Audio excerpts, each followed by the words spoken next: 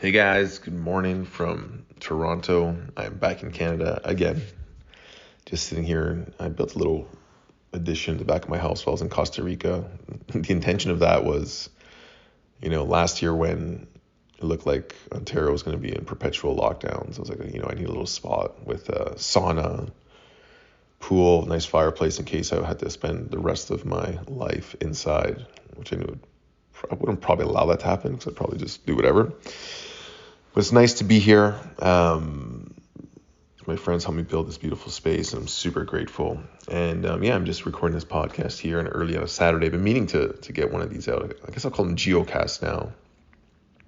Giocast 7. Talk a bit about Alaska, internet marketing, breathwork, a few stories, and just going with the flow.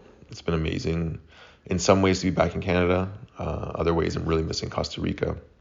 Just feel like the lifestyle here is really like go, go, go. A lot of pressure. But anyways, I really noticed that when I got to Alaska, something about the energy there. And I think when you're super busy, super stressed, in your mind a lot, like living from your headspace, it's hard to notice shifts in energy. Like sometimes you feel it, you're not sure why. But just getting out into the open air in Alaska was something truly, truly incredible. And I instantly felt the sense of peace. And nothing really changed around me. I still had the same responsibilities and stuff going on with work and business. But something about just being in that space, it's just like the whole body just calmed down. It was a reminder that even though living in Toronto, to spend more time in nature, more downtime. And, we got to get out and I saw some moose. If you've ever seen a moose in person, these things are gigantic, massive. And they look at you, it's like, oh, geez, if this thing wanted to, it could probably tear me to shreds right now. It's a moose. Imagine a bear.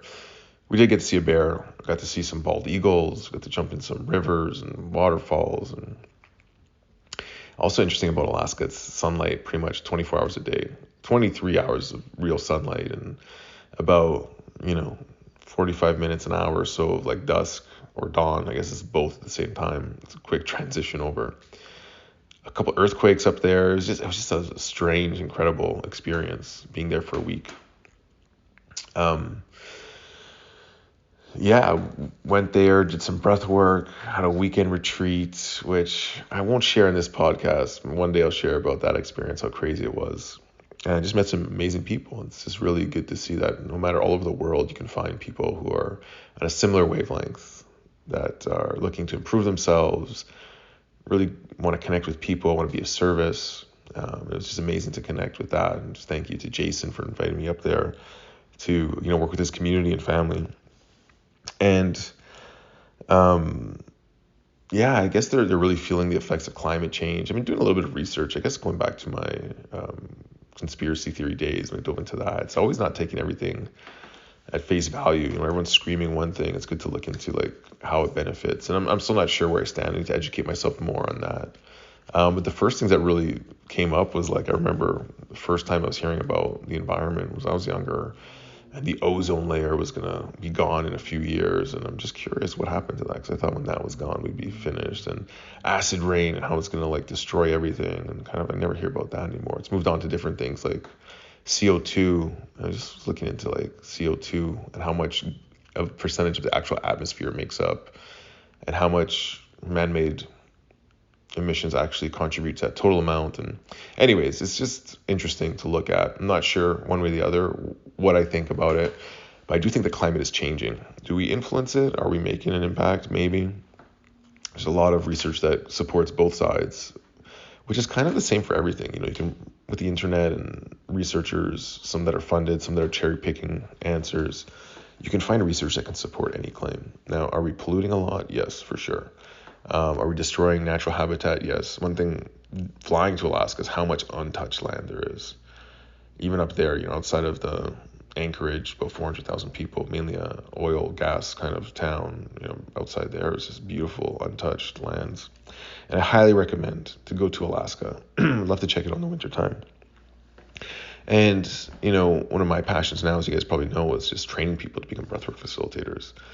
And when I was on my journey of, learning about breathwork and becoming a facilitator, or just learning about it myself, I had a really deep experience with Wim Hof where I had this out-of-body experience, in Colorado when I did my facilitator training. When I came back, I was so curious about recreating that. And over the next couple of years, kind of developed a practice for myself. COVID hit, and my friends said, "Hey, now you got to teach us." I wasn't sure if I could, but I ended up doing it, and my ego kind of checked in and said, "Hey, man, you really want to share this? This is your own unique way of sharing breathwork." And pretty quickly, I realized that the intention was to help people, and in order to help people, you got to share. And open source, I think, is the future, where it's not about profit, it's not about controlling, not about keeping things. The more you can share, the more quickly we can evolve, and things can advance faster. It's like free energy, free thought, free everything. Maybe not free, but some way to give and receive without restriction. Could be a new model of doing things, whereas capitalism is like scraping profits in the pockets of a few people, creating that spread. So you're creating a value, and then you're putting something on top of it, saying a market price. Anyhow, yeah, just and then when I started sharing it, what I didn't realize was that it was going to be more fulfilling, because when people would share with me their experiences of facilitating with others and how impactful it was, like sharing a moment of gratitude with their parents, or an emotional moment with someone they loved for the first time, it just hit me in a different way. And I was just like super passionate about that. So we started teaching people. We have over 140 facilitators now, starting to spread around the world. And it's not only changing their lives, but the lives of people around them. And the profit comes in so many ways, but just doing something they feel fulfilled and excited to do. And it's a lot of fun. And, on this trip, perfect amount of people showed up as always. We weren't really sure how many people were going to show up. It was a perfect group of 12. And, one of the guys shared a story. I won't mention his name just in case he doesn't want me to, but we were in Peru together, and we had breathwork in the ruins up one of the sacred sites. And he had this experience where he went back into his childhood in the breathwork meditation, and saw himself as a little boy locked in a cage. And he had shared that he had these autoimmune issues for like at least 10 years, where he had severe stomach pains and couldn't even drink an alcoholic drink, or it would, create this crazy reaction where, anyways, very uncomfortable, very painful. And after that, he felt like the pain had left him, because he had let this young version of himself out of the cage and saw that it was up to him, his choice, to allow himself to be a child, to be free, whatever. And I kind of forgot about that, but he came also to Alaska, and one of the shares he mentioned, he's like, yeah, he'd been pain-free ever since. And I was like, wow, that's incredible. There's a lot of studies that show the link between the emotional body and the physical body, and how I believe that, when you have some emotional issues on the inside, I think all physical ailments are a manifestation of some inner trauma, or inner blocked energy, or inner issues. And when you don't address them, over time, they start bubbling to the surface. They start trying to get your attention, and they throw your system off, and eventually they manifest as physical. It can be any form, any kind of physical ailment. But I believe if you can heal those inner wounds, and if it's not too late, you can have an incredible, quick response in the body, in the mind, in the soul. And so, yeah, he shared that, and it was really incredible to be a part of that. Like, he obviously healed himself. I don't take credit for healing anyone, but I was able to create a space where he felt safe to go there. And that's what we do as breathwork facilitators. We help people to see something that they weren't able to see before. And JJ, who helped facilitate the weekend, he was talking about, something that really resonated with me, that I've heard a few times before. There's the things that like, I'm a guy, I know business, I know marketing a little bit, I know a little bit about this, about that. And there's things that I know that I don't know, like, I'm not a chartered accountant. There's certain things I'm not good at, certain things I'm curious about. But then there's this whole other realm about what you don't know, and that's where the magic lies. That's where the breakthroughs happen, when you have these aha moments about yourself, about life, about the potential in the universe. Even things like, like a weird example, like flat Earth. Like, yeah, it's crazy. Or it's like, yeah, people thought it was flat before, and then they realized it wasn't. And, but when you actually start looking into the arguments that they're saying, it's like, oh, that could be possible. And it kind of just stretches your consciousness. And that could be a crude example because I'm thinking, oh, flat earther, which I'm not. I just like to listen to what other people are saying just to open my consciousness rather than dismissing it. And you start opening yourself to the things that you don't know that you don't know. Anything can happen anytime. It's possibility. And so yeah. And then when I got back, another person shared with me at an event we were at last year. They were processing a bad breakup, and in the breathwork, did this huge transformational experience. And that same day, they met their current partner, who they're madly in love with. And this weekend, we're going to do a collaboration together because the other musician, he's a musician, and we're going to do an event today actually at All Day I Dream. And I was just sharing how he met that same person that day. They're still together now. We get to collaborate, and all these things, they come full circle.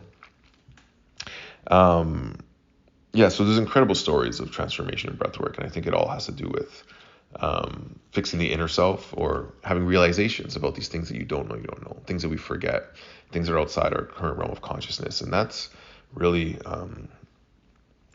where the term, I think, expanding your consciousness comes in. You just stretch it to a place that it wasn't before, that you didn't even know was possible. And I remember many times in my life when I had challenging situations, I couldn't see the possibility beyond the current situation. So if you're in a difficult situation or a challenge right now, there's something waiting to emerge for you. Another saying is like, when you feel like you're in the darkness, you feel like you've been buried, but the reality of it is you've been planted. And, if you can at least get that dirt to an environment that is conducive to growth, because it's ready for it, it's pushing you to that state of change. So now you just got to sprout and see a little bit of that light and see it's possible. To come out the other side. And sometimes I think the roots might grow down first before they go up, or might feel like you're going in different directions at the same time. But yeah, being planted and sprouting out the other side. And it's almost like psychedelic experience can do that too. That's what I love about them. And I don't think that they're an answer. I don't think that they're the end. I think some people abuse them still, and some people use them just as like any other drug if they're not rooted in some sort of practice. And it doesn't have to be spiritual. Some people don't like the word spiritual, but just a daily awareness practice and looking at, how it affects their life. It can be used as a tool to open that into the areas you don't know. And I saw a recent article about Ben Greenfield wrote, about 20 people shared it with me about psychedelics and about him condoning them after years of supporting them and saying that, in the Bible kind of, there were some phrases in the Bible that he felt say that, psychedelics is not the way. It's kind of like magic and bad. And, I was trying to sit with it and try to understand his perspective, because the first thing the mind tries to do when it has an opposing viewpoint is to deny it. It doesn't feel good. It's not what I believe. It's outside of my realm. And so a practice I've been trying to employ all these times, when I hear something that triggers, like flat earth or any kind of thing, it's like, okay, let me try to see what the other people are saying, see why they're arguing or why they're so crazy. So I tried to understand, and he makes some good points. And when you religiously follow somebody, in ways you can give your power away, because then you start to believe everything they say, and you want to you trust them. And this is the power of influencers. It's like you almost give up your own power to believe everything they say. And so, but it was interesting. His comments were half and half, and some people who are anti-religion automatically went against that because it felt religious. But I still think that there's the truth lies somewhere in the middle. And I think that I've seen so many people transform through psychedelic experiences, even just recently. Someone who was studying psychedelic medicine, who was a psychologist, who was having all this anxiety and was able to see something about how their life had become transactional. And just by seeing that and reframing it, was able to see that all the anxiety came from keeping score, from every time they did something, someone was going to owe them something in return. Or every time someone did something for them, they felt like they had to pay it back. And living life like that can be very challenging. And there's a great book called The Go-Giver. And I feel that the more you give without expectation and just being open to receive, so much more can flow in. And yeah, just going back to the Bible, just doing some research, like it was written by men. There was a council that put it together. The Romans, when they're trying to persecute any kind of other opposing views, found some older books, put them together, chose which ones went in, took out certain ones, rewrote them in a certain way that fit their narrative. I think a lot of it was based on like the Essenes writings and some other writings. And there's a lot of controversy if you really look into the Bible. And it's like the most studied book of all time. But we can't take it as absolute truth. Yes, I believe in Jesus in a way. I believe in some of the teachings of the Bible, but we have to be open to all possibility, I think. And a lot of people have suffered religious trauma because of the dogma that it brought. And I meet a lot of people who are into breathwork and psychedelics who had these crazy experiences through the religion. Imagine telling a child that if they sinned, they'd be blasted into dust and crazy stuff. Like that could be traumatic for a child growing up. And how do you sort of change that so that someone can explore their spirituality in their own way that feels good to them, to think about life, beyond this realm? And I also met someone in Alaska who was like atheist and just started asking questions. It's like, when did your life begin? Like, what was the moment that you started life? And like, where are you that 1 millisecond before that? Like, did you just come into being automatically? That's interesting because on ayahuasca, I've died a few times and completely dissolved into smithereens. And I think a lot of the times you can get lost in your mind trying to figure out things. When you start like really just moving into the heart, that long journey from the mind to the heart, things start to change. You start seeing more into the possibility of life. You start feeling a little bit more. You start noticing intuition. You start noticing synchronicity. And synchronicity is not perfect, but it's a sign of like things lining up. One of the exercises we did in Alaska was the creative visioning process, which is a beautiful process. We have it on our website, so you can check that out. And it just helps you to build a vision of your life. But part of that is once you start getting clear on how you want to feel, you start being open to these things that you're kind of attracting into your life. And as they come, they might be for you, they might be not. And you have to use both your superpowers, your mind and your heart, to find alignment and not to take everything at face value, to feel in and to also, think about things as well. And in that, in my own life, I continue to attract these incredible people that are, I guess here that want to collaborate, that want to help, and we're doing some amazing things. And I'm just super grateful about that. And, recently just thinking about time and getting old. And when you have kids, you see how fast time goes. You see your kids grow up. I remember 20s to 30s felt like forever in a good way. But then, 30s to 40s, it's like I had kids and, every year you see them get taller and bigger and you're like, wow, like I'm not going to get that time back. And, being 40 now, sometimes it feels scary, but it's like, well, wait a minute, you're here, instead of worrying about how much time you have left, it's like, how do you really make the most of every moment you have now? And, I get reminded when I look at the sky, which is something I did a lot in Costa Rica, just how beautiful things are in this present moment and how amazing it is to live at this time. And how do you want to spend your time? And sometimes I think about all these projects I'm working on, how hard I'm working. And sometimes it's like, for what? Like, am I losing out in this moment now to build something for the future? And how important is that? And how do you find that balance? How do you find that balance? And I was able to, like, my daughter was like, Dad, I think I mentioned last podcast, as she mentioned, we don't spend enough time together. So we did a Wonderland date, and I went there, bought the fast pass, because I figured, again, like time, if I gotta wait 1 hour to go on one ride, I'm only get 2 or 3 rides in. So we got this fast pass, which lets you go to the front of every line. And we wanted to go on this new ride called the Yukon Striker. And there was a thunderstorm warning. We got there. We got to the front of our first ride, and they stopped it. We didn't get to go on because there was thunderstorm. Then we were only going on these smaller rides. She wanted to go on all these spinning rides that really, at 40, made me feel sick. And I remember being younger. I brought up a memory of when my dad came with me once. And I remember by the end of the day, it's like, oh, I got a headache. I'm sick. And I was like reliving that with my daughter. She wanted to go on more and more rides. We had so much fun with the front row of like all the rides except that one that was shut down for the whole night for some reason. That was mainly the reason we went there. And she was so upset. And I was like, listen, let's just have fun with what we have here and let's not worry about it. And it was such a beautiful, beautiful night we spent together. And then at the end, she was like, Dad, how can I repay you for this? And I was just like, wow, reminder of like that lady who shared that transactional. She feels like she owes her dad something for doing something for her. And it just like kind of like hit me in a way as like, wow, how can I teach my daughter that life is not about being transactional? Like just to give without expectation. And I think that's the key, it's just to give without expectation because you want to do things because you want to. Like I don't want her to do anything for me unless she really wants to. And the same thing is like when you love someone, you care about someone, you just want to do things for them.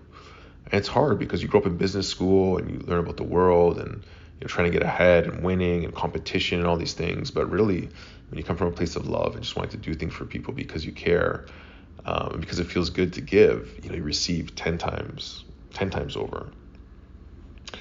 And so, and at the end of the night, I just went to guest service, like, listen, we really wanted to go on this one ride. And it was closed. And like, well, we don't really give rain checks on these, and they weren't cheap either, the fast passes.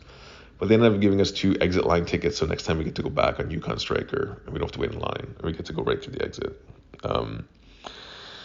And so, yeah, I guess I'll wrap that here. I want to talk a bit about marketing and psychology because that's something interesting I've been learning about breathwork. But I guess I'll save that for a separate time. It's super interesting when you start looking into the world of like SEO and copywriting and really like all that kind of stuff for those entrepreneurs out there that are listening. But I just feel kind of complete here today. I'm just really excited that next weekend I'm going to Summer Days, which is a festival out in Algonquin Park where they set up music in the forest, there's workshops and all kinds of awesome stuff. So if you're in Toronto or not, come to Summer Days Festival. It's going to be incredible. And I hope to see you there. And you get to spend 3 or 4 days just having fun, time stops in nature, beautiful music, beautiful people, beautiful experiences. And yeah, I hope to see you there. I hope you guys have an amazing day. I didn't even talk about rolfing either. I'll save that for another episode. Some cool stuff I've been into lately. I've been in a lot of pain in my body, and I met 2 rolfers, and just really changed the way I feel. And I'm setting the intention here out loud to get back in shape. Also another thing that I haven't had time for, but the body needs that. Anyways, I'm rambling now. Hope you guys are doing awesome. Thanks guys for all those who reached out to connect. I'm here anytime you want to connect. Shoot me a message on Instagram at elementalgeo. Or wherever you listen to this, try and find a way to message me. I'm sure there's contact information there. Love you, love you, love you. Have a wonderful day. Grateful for all of you. Grateful for this beautiful day. And grateful for life. God bless. Peace.